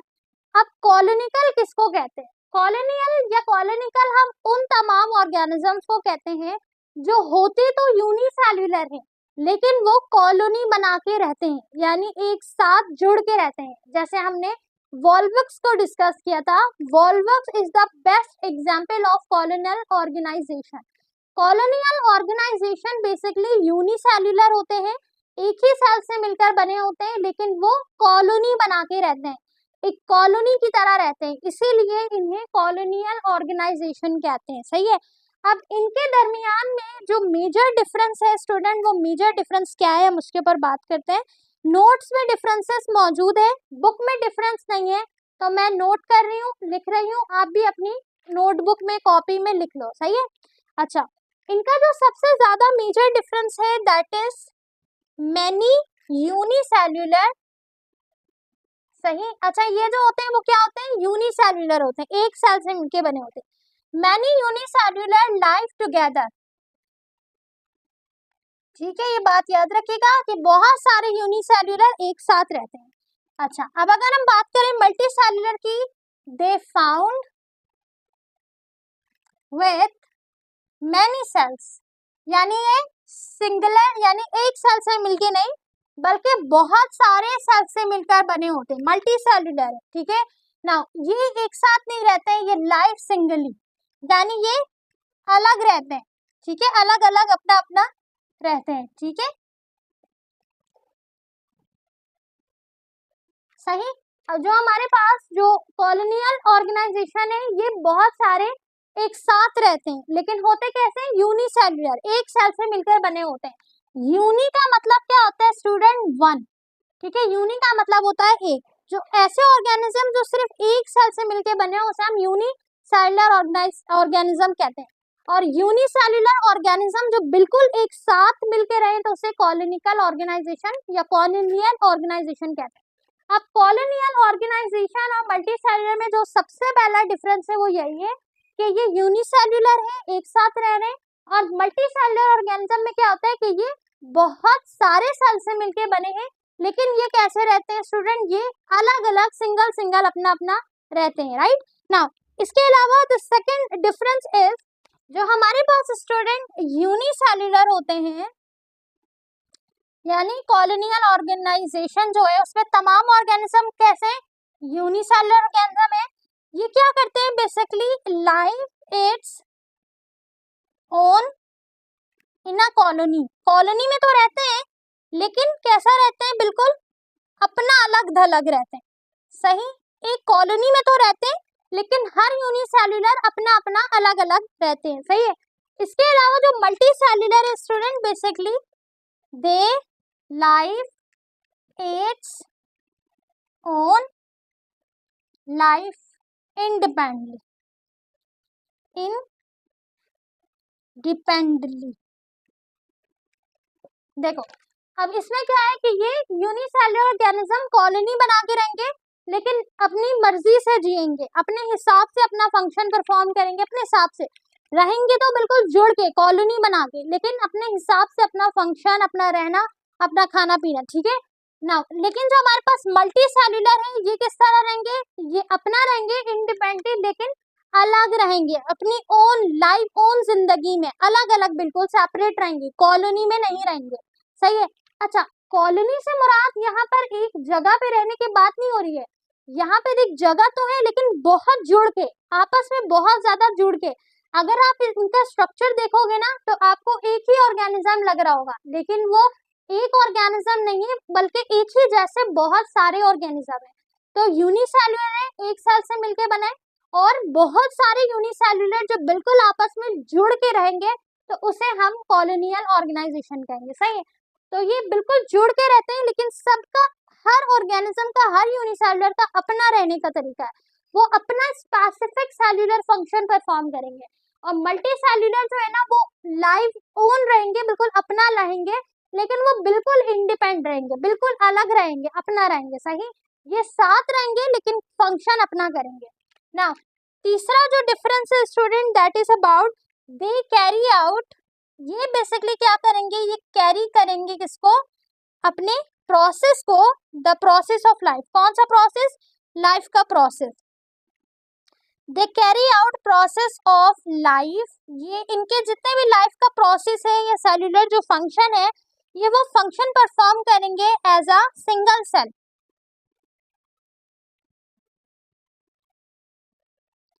ठीक है। वही बात जो मैंने अभी आपको बताई कि ये एक साथ तो रहते हैं लेकिन सेल्युलर फंक्शन अपने हिसाब से करते हैं अलग अलग, तो बेसिकली अपने लाइफ प्रोसेस को कैरी करते हैं बिल्कुल अलग, ठीक है। अगर हम मल्टी सेल्युलर की बात करें तो बेसिकली दे कैरी आउट, अच्छा specific function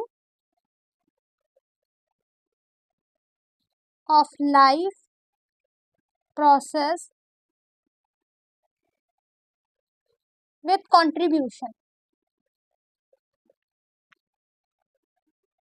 विथ कंट्रीब्यूशन, या आप ये कह लो कि एक दूसरे के साथ विथ कंट्रीब्यूट टुगेदर, ये भी कह सकते हैं, ठीक है। ये बेसिकली अपने जो मल्टी सेलुलर ऑर्गेनिज्म है, ये बेसिकली अपने तमाम जो स्पेसिफिक फंक्शन लाइफ है, प्रोसेस ऑफ लाइफ है, उसको कंट्रीब्यूट करते हैं, ठीक है। कंट्रीब्यूट करने से मुराद जैसे हर इंसान अपने मातहत इंसान के साथ, जो उसके साथ इंसान रह रहा है, उसकी उसे नीड होती है हर डिफरेंट एस्पेक्ट से, सही है।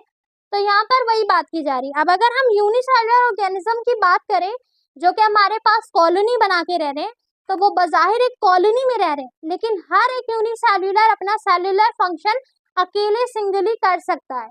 मल्टी सेलुलर में क्या होगा, ये अपना बिल्कुल ओन अलग थलग रहेंगे, लेकिन अपने सेलुलर फंक्शन के लिए, ये डिफरेंट अपने स्पेसिफिक फंक्शन के लिए इन्हें दूसरे ऑर्गेनिज्म की कंट्रीब्यूशन की भी जरूरत पड़ेगी, और तमाम ऑर्गेनिज्म आपस में कंट्रीब्यूट करके अपने इकोसिस्टम में, अपने एनवायरनमेंट में एक दूसरे के साथ कंट्रीब्यूट करके अपने प्रोसेस ऑफ लाइफ को लेके चल रहे हैं, सही है। तो ये हमारे पास बेसिक डिफरेंस था कॉलोनियल ऑर्गेनाइजेशन और मल्टी सेलुलर ऑर्गेनाइजेशन का। अब आप जल्दी से इसका स्क्रीनशॉट ले लो और अपने पास नोट डाउन कर लो, ठीक है। ये 3 डिफरेंसेस बहुत है आपके शॉर्ट क्वेश्चन के लिए ना। अब आपके पास जो दूसरा डिफरेंसेस दिया गया है, उसको हम देखते हैं कि उसमें क्या डिफरेंस है, सही है। तो एक डिफरेंस तो ये हो गया, ये आपके पेपर में आ सकता है, क्योंकि बुक का क्वेश्चन है तो बुक के सवाल अक्सर आते हैं, सही। इसके अलावा जो डिफरेंस है वो तो बहुत ही इंपॉर्टेंट है, उसको तो लाजमन याद कर लो अभी से, सही है। अच्छा, अगला डिफरेंस जो है स्टूडेंट, वो हमारे पास है एग्रीकल्चर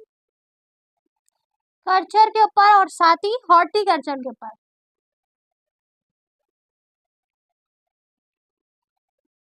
एग्रीकल्चर और हॉर्टिकल्चर मैं आपको पहले भी बता चुकी हूँ कि एग्रीकल्चर किसे कहते हैं, हॉर्टिकल्चर कैसे किसे कहते हैं। बेसिकली हम ज़राअत को कहते हैं एग्रीकल्चर, और हॉर्टिकल्चर का मतलब होता है बागयानी। यानी जैसे आपने अपने छत में, अपने घर में छोटा सा एक गार्डन बनाया है, एक जगह रखी है, वहां पर आप डिफरेंट प्लांट को लगा रहे हो, पौधों को लगा रहे हो, ताकि आपको रेगुलर कुछ सब्जियां मिले, हार्वेस्ट करो आप कुछ सब्जियों को, कुछ फल हो, ठीक है। इसके अलावा कुछ फ्रूट्स, फ्लावर्स हो गए, तो खूबसूरती के लिए बनाया हो या अपनी आसानी के लिए आपने, आपको शौक है, आपने गार्डनिंग की हो, तो उसे हम कहेंगे हॉर्टिकल्चर, सही। ये एग्रीकल्चर का एक पार्ट है, सही है ना। अगर हम बात करें एग्रीकल्चर की, तो एग्रीकल्चर एक बड़े स्केल में होता है, ठीक है। जैसे कि एक बड़ी तादाद में सब्जियों को उगाना, फलों को उगाना, फूल को उगाना, उसको फिर जो है ना वो कल्टीवेट करना, ठीक है। तो उसको हम क्या कहेंगे, एग्रीकल्चर कहेंगे, सही है। तो बेसिकली अगर हम इसके डिफरेंसेस को देखें, तो हमारे पास जो एग्रीकल्चर है स्टूडेंट, अब इसमें क्या है कि it is the practice of cultivating of food, ठीक है। इसमें हम क्या करते हैं, कल्टीवेटिंग ऑफ फूड करते हैं, और ये हमारे पास क्या है, it is the practice of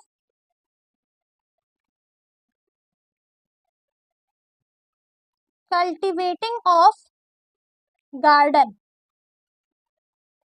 ठीक है।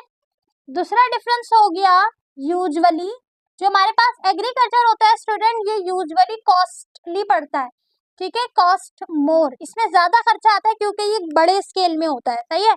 इसके अलावा हॉर्टिकल्चर जो होता है वो लेस एक्सपेंसिव होता है, सही है। यानी कि एज कम्पेयर टू एग्रीकल्चर उसमें इतना खर्चा नहीं आता। अब वो डिपेंड करता है इंसान के ऊपर भी कि वो कितने बड़ी तादाद और स्केल में हॉर्टिकल्चर कर रहा है, किस जगह पे कर रहा है, एरिया का क्या खर्चा आ रहा है, लेकिन बहरहाल एग्रीकल्चर के कंपेयर लेस एक्सपेंसिव होता है। इसके अलावा थर्ड डिफरेंस आप ये लिख सकते हो कि ये हायर आउटपुट देता है, ठीक है। हायर आउटपुट से क्या मुराद है स्टूडेंट, अच्छा ये मैं शॉर्ट लिख रही हूँ, याद रहे, कंप्लीट लिखिएगा कि इट प्रोवाइड हायर आउटपुट।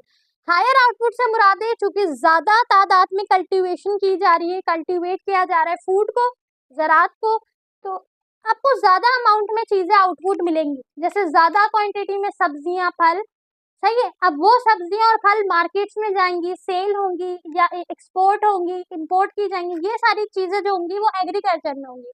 तो इसमें क्या होगा, हायर आउटपुट मिल रहा है। इसमें लेस आउटपुट कह लो या स्मॉल आउटपुट कह लो, ठीक है, वो बेसिकली हमें मिलेगा। क्यों? क्योंकि हमने छोटी सी जगह में as a hobby, as a शौक में आके हमने हॉर्टिकल्चर की है, गार्डनिंग की है, तो आपको ज्यादा से ज्यादा उसमें कितनी सब्जियां मिल जाएंगी। सही है।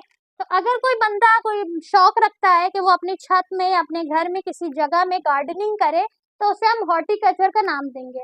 अब चाहे वो सब्जियां लगा रहा है, फल लगा रहा है, तो जो वो सीजनल फ्रूट है या सीजनल जो भी वेजिटेबल्स हैं, जब वो उसे कल्टीवेट करेगा तो उसे कोई बड़ी अमाउंट में तो नहीं मिलेगी, कुछ सब्जियां उसे मिल जाएंगी, किलो के हिसाब से मिल जाएंगी। ठीक है, तो ये कहलाएगा आपके पास हॉर्टिकल्चर। सही है। मुझे तो बड़ा शौक है, अगर आपको शौक है हॉर्टिकल्चर का तो मुझे कमेंट में जरूर बताइएगा। सही है ना। इसके अलावा अगर एक और चीज डिफरेंस डिस्कस करें, वेरी इंपॉर्टेंट, दैट इज कि हमारे पास जो है ना स्टूडेंट, ये लार्ज स्केल में होता है। सही है। और ये एज कम्पेयर टू उसके स्मॉल स्केल में होता है। अब स्केल से भी समझ आ गया होगा आपको। स्केल से क्या मुराद है स्टूडेंट? लार्ज स्केल यानी जगह की बात हो रही है कि इसमें जो हमारे पास जगह होती है वो एक बड़ी जगह चाहिए होती है। सही है। एग्रीकल्चर के लिए एक बड़ी जगह चाहिए होती है, ज्यादा चीजें चाहिए होती हैं ना। इसके अलावा हॉर्टिकल्चर में हमें एक छोटे स्केल में आपका काम हो जाएगा। जैसे आपके टेरेस में, आपकी छत में इतनी जगह है कि आप कुछ प्लांट से शुरुआत कर लो। सही है। आपके जो है ना घर में, सहन में जो वरांडा होता है उसमें इतनी जगह है कि आप छोटी जो है ना वो गार्डन की शुरुआत कर लो। सही है। एक अच्छी हॉबी है, एक अच्छी आदत है, आपको आपकी जो हेल्थ है ना उसको बहुत अच्छा रखेगा। सही है। मोबाइल में ज्यादा टाइम, आपका जो स्पेयर टाइम है, फारिग वक्त है, वहां लगाने से अच्छा आप अच्छी एक्टिविटी में लगाओ, आपको सीखने को मिलेगा। तो उसके लिए हॉर्टिकल्चर बेस्ट है। सही है। तो ये आपके पास हो गया डिफरेंसेस स्टूडेंट। एग्रीकल्चर और हॉर्टिकल्चर का डिफरेंसेस इंपॉर्टेंट है, रिपीटेड पास्ट पेपर में पूछा गया है, तो इसको अच्छे से याद कर लो, समझ के पढ़ोगे लॉन्ग टर्म याद रहेगा। ठीक है स्टूडेंट। तो ये हमारे पास डिफरेंसेस भी हो गया। Now move on short question answer. अब हम शॉर्ट क्वेश्चन आंसर को डिस्कस करते हैं। आपकी इस बुक में जो शॉर्ट क्वेश्चन दिए गए वो सारे रीजनिंग दिए गए। अब रीजनिंग और नॉन रीजनिंग क्या होता है इसको भी समझ लो, आगे आसानी होगी। रीजनिंग और नॉन रीजनिंग से मुराद है स्टूडेंट वो तमाम सवालात जिसमें आपसे रीजन, वजह पूछी जाए, ठीक है, उसे हम कहते हैं रीजनिंग क्वेश्चन। और वो तमाम सवालात जिसमें आपसे कोई वजह, स्पेसिफिक वजह ना पूछी जाए, रीजन ना पूछा जाए, उसे नॉन रीजनिंग क्वेश्चंस कहा जाता है। अब आपके पेपर में चूंकि आप 9th क्लास में हो तो आपके लिए चीजें इतनी कॉम्प्लेक्स नहीं है, परेशान होने की जरूरत नहीं है, लेकिन नॉलेज है, अभी से ले लो, सीख लो, काम आएगा। सही। तो देखो आपके पेपर में जो है ना डायरेक्ट जो है वो शॉर्ट क्वेश्चन आएगा या लॉन्ग क्वेश्चन आएगा। सही। शॉर्ट क्वेश्चंस और लॉन्ग क्वेश्चन। अब इस शॉर्ट क्वेश्चन में कुछ सवाल रीजनिंग में, कुछ सवाल नॉन रीजनिंग के होंगे। सही। अब हम ये समझते हैं कि चाहे शॉर्ट हो या लॉन्ग हो, रीजनिंग और नॉन रीजनिंग होता क्या है। सही। शॉर्ट या लॉन्ग दोनों में से कोई सा भी हो, रीजनिंग के बारे में हम डिस्कस कर रहे हैं। देखो स्टूडेंट, एक होता है आपके पास रीजनिंग सवाल और एक आपके पास होता है नॉन रीजनिंग सवाल, नॉन रीजनिंग क्वेश्चंस। ठीक है ना। जो रीजनिंग क्वेश्चन होते हैं स्टूडेंट, ये वो सवाल होते हैं जिनमें आपसे क्या पूछा जाता है, रीजन पूछा जाता है, वजह पूछी जाती है। सही। अब कोई भी सब्जेक्ट है, कोई भी सब्जेक्ट है और कोई भी चैप्टर है, अब उसमें आपसे एक टॉपिक आपने पढ़ा। सही है। अब उस टॉपिक में अगर आपसे पूछा जाए कि ये क्यों हुआ, ये कब हुआ, ये कैसे हुआ, किस लिए हुआ, किसने किया, कितनी तब किया, किस तारीख को किया, किस वजह से किया, इसका नतीजा क्या निकला, इसका रिजल्ट क्या निकला, ये हमें किस चीज के बारे में बताता है, ये हमें क्या सिखाता है, तो ये सारे क्या है, रीजनिंग सवाल है। ये आपसे सवाल तो कर रहा है लेकिन आपसे सवाल में वजह पूछी जा रही है। कब हुआ तो आपसे जो है वो टाइम पूछा जा रहा है, क्यों हुआ आपसे रीजन पूछा जा रहा है, भाई ये क्यों हुआ, इवेंट क्यों हुआ, ये काम क्यों हुआ। तो इन तमाम सवाल को हम रीजनिंग क्वेश्चन कहते हैं। इसको याद रखने का एक आसान तरीका है, इसको WH क्वेश्चन भी कहा जाता है। ठीक है स्टूडेंट, इस सवाल को, रीजनिंग सवाल को WH क्वेश्चन भी कहा जाता है। WH से क्या मुराद है? WH से मुराद है वाई, when, what, सही है, whenever, whenever, whatever, ये हो गए सारे WH, सही। इसको हम कहते हैं रीजनिंग सवाल, सही। ये काम की चीज है, आपको आगे फायदा देगी हर सब्जेक्ट में। तो रीजनिंग सवाल क्या होता है स्टूडेंट, जिसमें आपसे WH क्वेश्चंस पूछे जाते हैं। Why, when, why they perform, how they perform, what they perform, उसने क्या क्या किया, किस तरह किया, कैसे किया, क्यों किया। तो ये सारे सवाल जो होंगे that is called the reasoning questions, right. अब अगर हम बात करें नॉन रीजनिंग क्वेश्चन की, तो ऐसे सवालात जो आपसे डायरेक्ट पूछे जाएं, सही। ये इवेंट बता दो, ये परफॉर्मेंस बता दो, ये क्यों, ये आपसे जो है ना इस तरीके से पूछा जाएगा, एक्सप्लेन, सही है। तो जब सवाल इस तरह है ना, explain, describe, right, right some point about Jabir bin Hayyan, ठीक है, right some contribution of Jabir bin Hayyan, explain the contribution of Jabir bin Hayyan, describe the contribution. तो अगर सवाल इस तरीके से आए ना कि डिस्क्राइब करो, बयान करो, राइट कुछ पॉइंट लिखो, तो ये आपके पास हो गए नॉन रीजनिंग क्वेश्चन जो डायरेक्ट पूछे जाएंगे, सही है। और अगर आपसे WH क्वेश्चन हो, व्हाट, व्हाई, हाउ, तो ये हो गए रीजनिंग सवाल, सही है। इसमें आपसे डायरेक्ट रीजन नहीं पूछा जाता, वजह नहीं पूछी जाती, रीजन नहीं पूछा जाता, बल्कि आपसे जो है ना आपके लिए से तारुफ पूछा जाता है, डेफिनेशन पूछी जाती है इससे, सही है। इसके अलावा एक्सप्लेनेशन पूछी जाती है, सही है। इसमें क्या पूछा जाता है आपसे, एक्सप्लेनेशन पूछी जाती है आपसे, और आपसे साथ ही क्या पूछा जाता है, आपसे डेफिनेशन पूछी जाती है, साथ ही आपसे प्रोसेस पूछा जाता है, ठीक है, कुछ पॉइंट लिखना होता है। तो ऐसे सवालात को हम कहते हैं स्टूडेंट नॉन रीजनिंग क्वेश्चन। और वो तमाम सवालात जो WH हो, जिसमें आपसे कोई वजह पूछी जाए, क्यों हुआ, कैसे हुआ, किसने किया, कब किया, किस लिए किया, किस खुशी में किया, तो that is about the reasoning question, आपसे रीजन पूछा जाता है। तो मैं यही कह रही थी कि आपके इस चैप्टर में जो शॉर्ट क्वेश्चन दिए गए हैं वो सारे रीजनिंग सवाल हैं, सही। अब देखते हैं भाई कौन कौन से सवाल दिए गए हैं और उनके जवाब क्या है।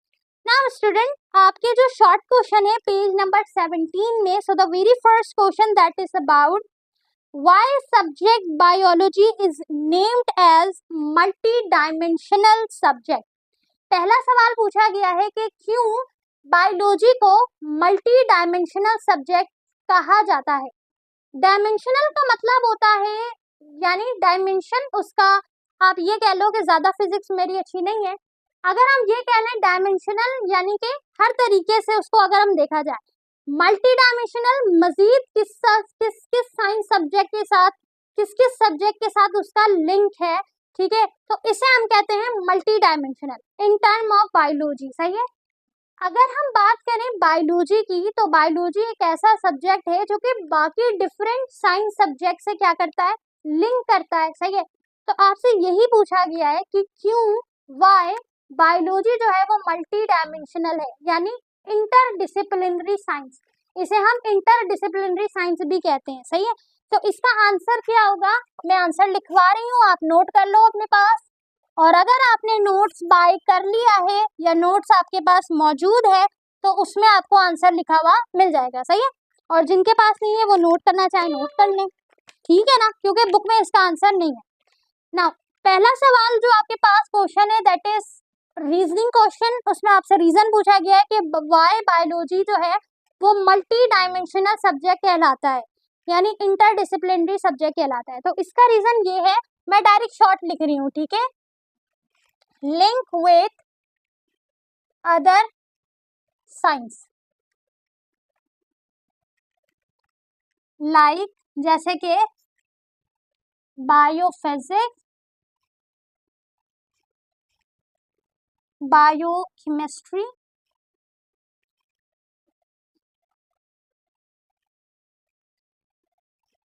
इसके अलावा बायोजियोग्राफी एंड ETC, ठीक है। तो ये मैंने शॉर्ट लिखा है, याद रहे। इसको कंप्लीट किस तरह लिखेंगे, इस तरह लिखेंगे कि biology is named as multi dimensional subject because, क्योंकि वाई, हमारे पास रीजनिंग क्वेश्चन है ना, तो हम बिकॉज से स्टार्ट करेंगे। पहले आप सवाल से लिख लोगे, Biology is named as multi-dimensional subject because biology link with other sciences like biophysics, biochemistry, biogeography, bioeconomics, biomathematics, etc. समझ गए? आसान कर दिया बिल्कुल। सवाल में आपसे रीजनिंग क्वेश्चन पूछा गया था कि मल्टी डायमेंशनल बायोलॉजी क्यों कहा जाता है, तो पहले सवाल से उठाओगे कि biology is a multi dimensional subject, या आप कह लो biology is named as a, biology का नाम रखा गया मल्टी डायमेंशनल सब्जेक्ट क्योंकि because biology link with other sciences. ठीक है, नाउ क्वेश्चन नंबर 2 पर आ जाओ स्टूडेंट। क्वेश्चन नंबर 2 में पूछा गया है how farming profession help Mankind. Farming profession किस तरह हेल्प करती है मैनकाइंड में। मैनकाइंड कहते हैं इंसानों के लिए मददगार किस तरह है। ठीक है, फार्मिंग का प्रोफेशन। तो इसका जो आंसर है स्टूडेंट, डायरेक्ट में रीजन वो लिख रही हूँ कि क्योंकि रीजन क्या है इसका, वाई। सही है, बेटर डाइवर्सिटी, बेटर डाइवर्सिटी किसके लिए, for human health,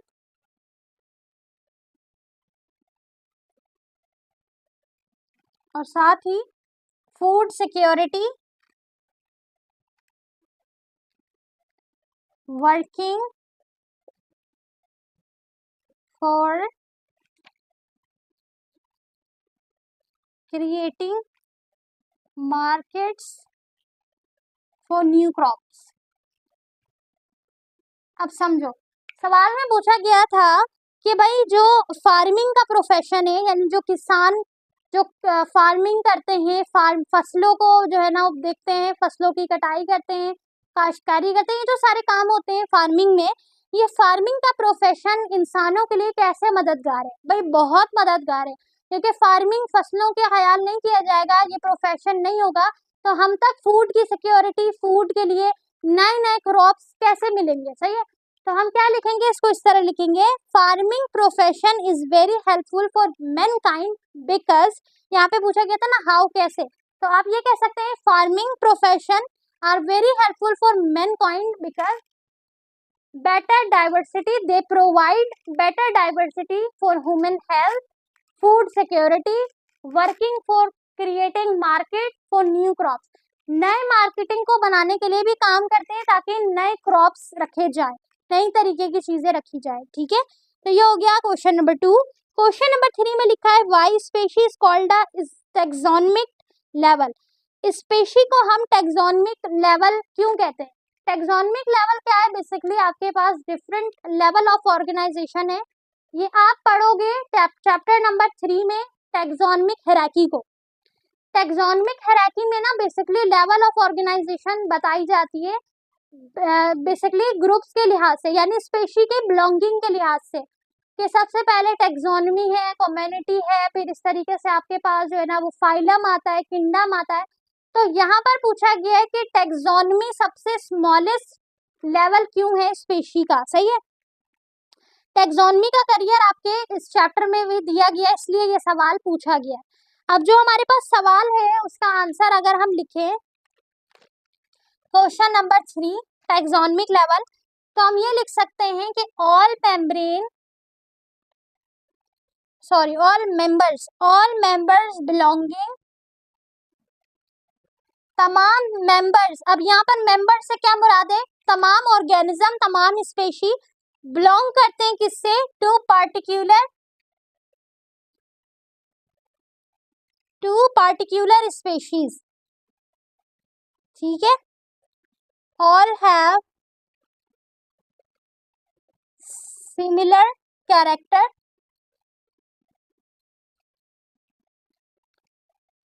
and produce, पहले मैं लिख लूं फिर मैं आपको इसको आसान करके समझाऊंगी। सही है, प्रोड्यूस सिमिलर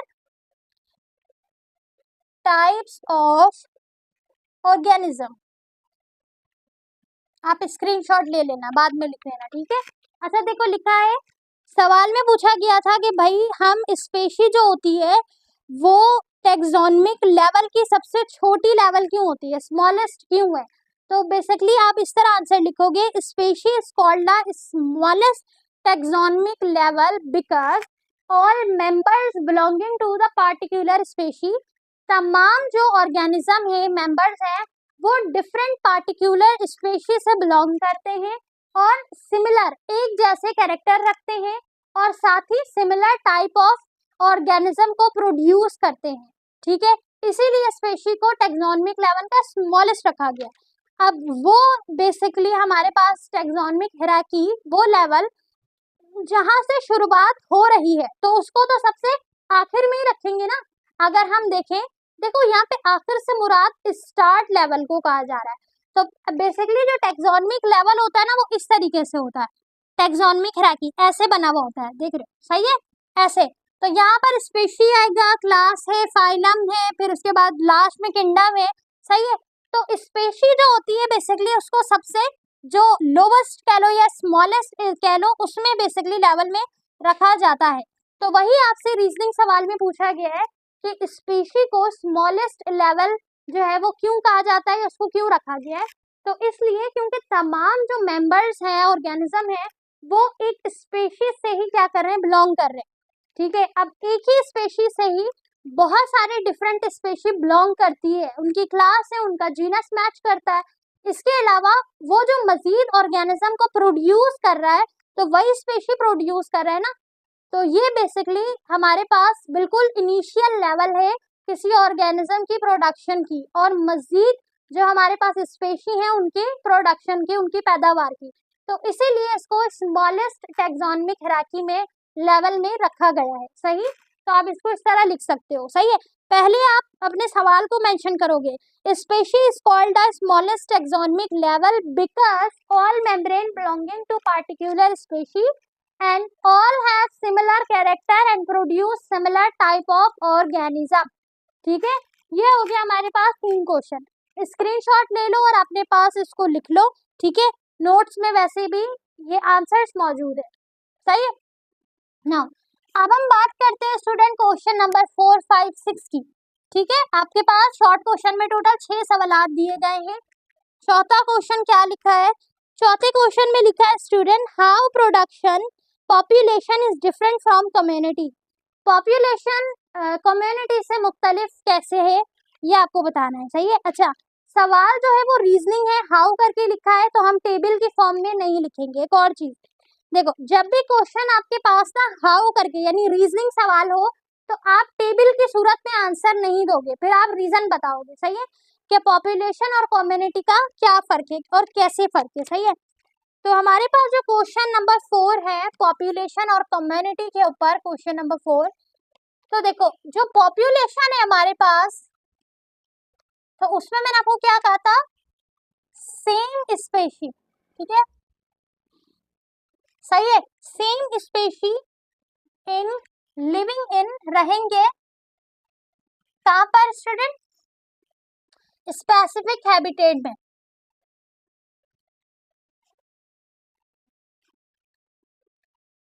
ठीक है। Population same species living in specific habitat, ये जी है, सही है, living in specific habitat. While, while का मतलब होता है जबकि, सही है, वाइल जबकि जो हमारे पास स्टूडेंट कम्युनिटी है, while community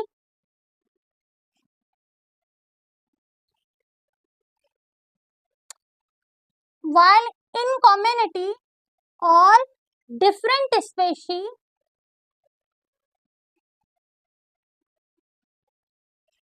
living in specific habitat, सही है, समझ आ गया कि यहाँ पे हम क्या कह रहे हैं, हम ये कह रहे हैं कि पॉपुलेशन जब बेसिकली सेम स्पेशी एक ही जैसे जानदार जब एक स्पेसिफिक हैबिटेट में रहेंगे तो उसे पॉपुलेशन लेवल कहेंगे, और जब स्पेसिफिक हैबिटेट में मुख्तलिफ किस्म के जानदार स्पेशी रहेंगे तो उसे हम क्या कहेंगे, कम्युनिटी कहेंगे। समझ आ गई बात। अच्छा, इसकी एक सादा आसान सी और इंटरेस्टिंग सी एग्जाम्पल क्या है, आप ये लिख सकते हो, देखो मैंने इसकी सादा एग्जाम्पल ये लिखी है कि similar birds live in one tree, और मैंने दूसरी एग्जाम्पल लिखी है different bird live in one tree या सेम ट्री। तो जब एक ही दरख्त में एक ही जैसे परिंदे बैठेंगे, जैसे एक दरख्त है उसमें बहुत सारे सिर्फ पैरोट, सिर्फ तोते बैठे हुए, तो वो कहलाएगा पॉपुलेशन। यानी एक ही जगह है, स्पेसिफिक हैबिटेट है, वो स्पेसिफिक हैबिटेट क्या है, दरख्त है, सही है, और वहां पर एक जैसे स्पेशी यानी पैरोट बैठे हैं, तो उसे हम क्या कहेंगे, पॉपुलेशन, सही है। अब वही एक दरख्त है, स्पेसिफिक हैबिटेट है, और वहां पे सिर्फ पैरोट ही नहीं बल्कि और भी ऑर्गेनिज्म और भी बर्ड्स बैठे हैं, ठीक है, जैसे मजीद पैरोट के साथ कौवा भी बैठा है और मजीद कोई उड़ने वाला परिंदा बैठा है, चिड़िया बैठी है, तो उसे हम क्या कहेंगे, कम्युनिटी कहेंगे, सही है। तो ऐसी बेसिकली हैबिटेट जहाँ पे एक ही जैसे स्पीशी रहेंगे ऐसे पॉपुलेशन कहेंगे, और ऐसा हैबिटेट जहाँ पर डिफरेंट किस्म के स्पीशी रहेंगे उसे कम्युनिटी कहेंगे। तो इनका मेजर डिफरेंस ही यही है, सही है स्टूडेंट। नाउ क्वेश्चन नंबर 6 में आपसे 5 में आपसे पूछा गया है, how new varieties of plant are produce, कि नई वैरायटी ऑफ प्लांट किस तरह प्रोड्यूस होती है। तो आपके पास जो इसका लास्ट क्वेश्चन नंबर 5 का आंसर है, उसमें आपसे पूछा गया है कि नई वैरायटी ऑफ जो आपके पास कह लें कि प्रोडक्ट्स है, वो नई वैरायटी के प्रोडक्ट्स किस तरह प्रोड्यूस होते हैं और नई वैरायटी के प्लांट कैसे प्रोड्यूस होते हैं।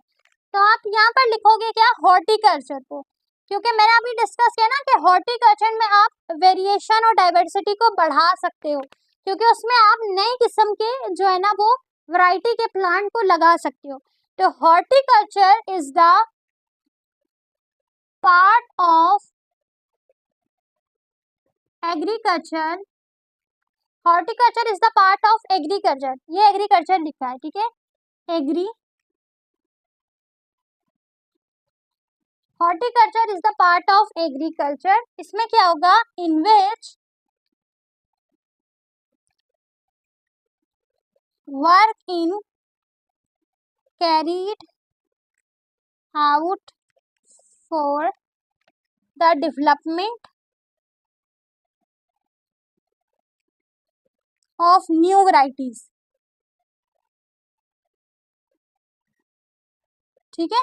तो क्या होगा कि हॉर्टिकल्चर एग्रीकल्चर का पार्ट है, जिसमें हम क्या करते हैं कि नई वैरायटीज की डेवलपमेंट करवाते हैं, सही है। तो अगर आपसे पूछा जाए कि हमारे पास जो नए प्लांट्स है उसकी प्रोडक्शन कैसे होगी, तो उसकी प्रोडक्शन हॉर्टिकल्चर में होगी। हॉर्टिकल्चर एग्रीकल्चर का ही पार्ट है। हॉर्टिकल्चर में हम क्या करते हैं, बेसिकली डिफरेंट नए प्लांट्स की और नए जो है वैरायटीज की प्रोडक्शन करवाते हैं, सही है। नाउ क्वेश्चन नंबर 6 में जो है ना स्टूडेंट आपसे पूछा गया है, draw a label diagram of frog digestive system. तो क्वेश्चन में आपसे पूछा गया है, right detail answer of the following question, आपने इन सवालात के डिटेल आंसर देने हैं, लॉन्ग सवाल है, सही है। पहला सवाल है, describe the role of Muslim scientist in the field of biology. इसका आंसर आपको पेज नंबर 7 में मिल जाएगा, ठीक है, साथ साथ मेंशन कर देती हूँ। क्वेश्चन नंबर 1 जो है उसका आंसर आपको कहाँ मिल जाएगा, पेज नंबर 6 में, 7 में, पेज नंबर 7 में, ठीक है, पेज नंबर 7 में। इस क्वेश्चन में आपसे क्या पूछा गया है, डिस्ट्रीब्यूशन पूछी गई है, सही, डिस्ट्रीब्यूशन ऑफ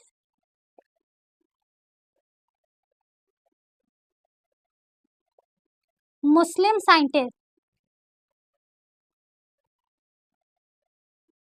ठीक है, डिस्ट्रीब्यूशन ऑफ मुस्लिम साइंटिस्ट पूछा गया है।